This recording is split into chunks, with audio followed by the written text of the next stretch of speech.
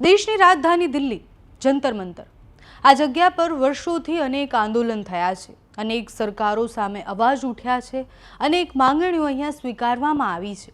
પરંતુ આજે અહીં એક એવી લડાઈ ચાલી રહી છે જેમાં હથિયાર નથી, પથ્થર નથી, હિંસા નથી, માત્ર એક સંકલ્પ છે અને એક અડગ વ્યક્તિનો સંકલ્પ છે. 18 દિવસથી એ વ્યક્તિએ અન્નનો દાણો નથી લીધો. શરીરનું વજન 8 કિલો કરતાં વધુ ઘટી ગયું છે. તબિયત સતત બગડી રહી છે, પણ છતાં એ કહી રહ્યા છે કે સરકાર જ્યાં સુધી વાતચીત નહીં કરે ત્યાં સુધી હું પાછો નથી હટવાનો. નામ છે સોનમ વાંગચુક. પણ આ 18 દિવસમાં શું થયું? કેટલા લોકો એમના સમર્થનમાં આવ્યા અને આ લડાઈ હવે આગળ કેવી દિશા તરફ જવાની છે અને કેવી રીતના લડવાના છે એની વાત કરીશું વિગતે આ વિડીયોમાં. નમસ્કાર, આપની સાથે હું છું પાયલ.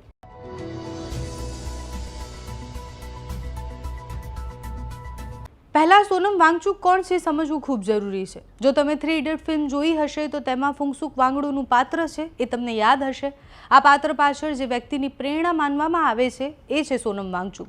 લદ્દાખમાં એમનો જન્મ થયો હતો. સોનમ વાંગચુકે પોતાનું આખું જીવન એ શિક્ષણમાં પરિવર્તન લાવવા માટે સમર્પિત કરી દીધું. તેમણે લદ્દાખના બાળકો માટે એવી શિક્ષણ પદ્ધતિ વિકસાવી કે જેમાં માત્ર પુસ્તકી જ્ઞાન નહીં પરંતુ જીવન કૌશલ્ય એટલે જે સ્કિલ હોય એ બેઝ જ્ઞાન આપવામાં આવે. તેમણે સિકમોલ જેવી સંસ્થાઓ ઊભી કરી જ્યાં વિદ્યાર્થીઓ પ્રયોગ કરી શકે અને ત્યાં ભણી શકે.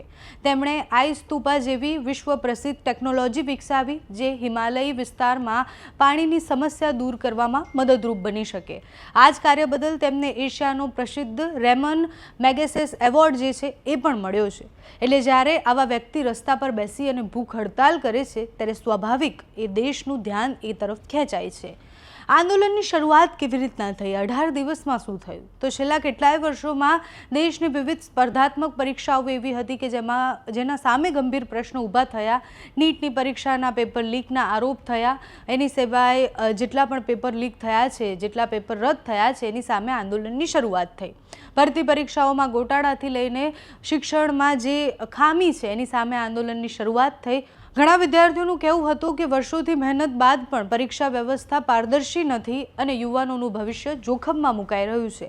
આ જ મુદ્દાઓને લઈને દિલ્હીમાં વિવિધ વિદ્યાર્થી સંગઠનો અને સામાજિક કાર્યકર્તાઓ દ્વારા વિરોધ પ્રદર્શન શરૂ થયા. સોનમ વાંગચુક પણ સીજેપી સાથે જોડાઈ અને આંદોલનમાં સામેલ થયા. તેમણે 28 જૂનથી ભૂખ હડતાલની શરૂઆત કરી. તેમનો દાવો છે કે આ લડાઈ કોઈ રાજકીય પક્ષ માટે નહીં પરંતુ વિદ્યાર્થીઓના ભવિષ્ય માટે છે.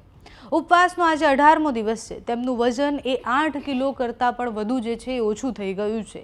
ડૉક્ટર સતત તેમની તબિયત પર નજર રાખી રહ્યા છે. શરીરમાં નબળાઈ છે, અત્યારે સ્નાયુઓમાં દુખાવો થઈ ગયો છે. લાંબા સમય સુધી જો અન્નનો દાણો પણ શરીરમાં ન જાય તો એની ઉર્જા કેટલી ઘટી જાય અને એમની સ્થિતિ શું છે એ તમે એમને જુઓ તો તમને ખબર પણ પડે.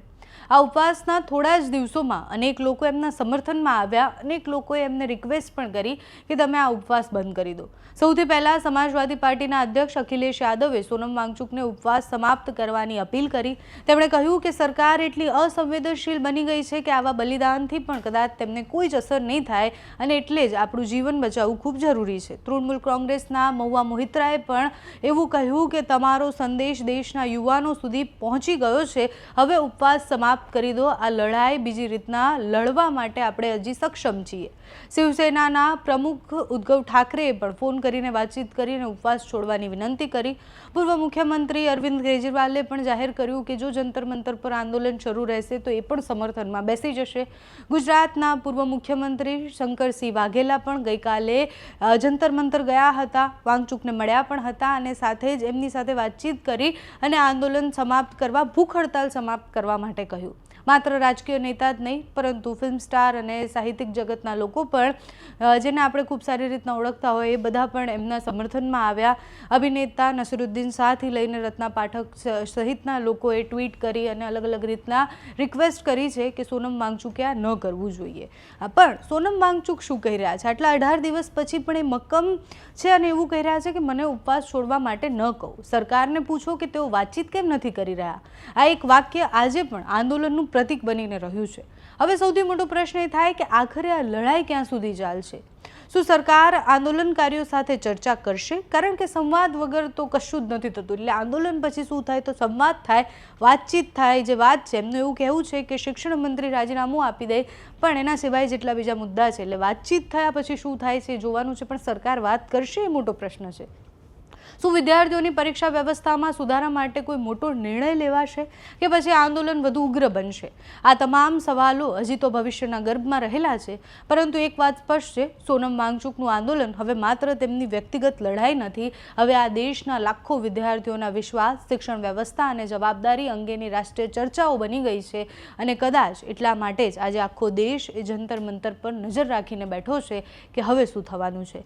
તમારું આ વિષય પર શું માનવું છે અમને કમેન્ટ્સમાં જણાવજો. અત્યારે આ વિડીયોમાં બસ આટલું જ. જો તમે અમને યુટ્યુબ પર જોઈ રહ્યા હોય તો સબસ્ક્રાઇબ કરજો, ફેસબુક પર જોઈ રહ્યા હોય તો ફોલો કરજો, અમારા વિડીયોને લાઇક અને શેર કરજો.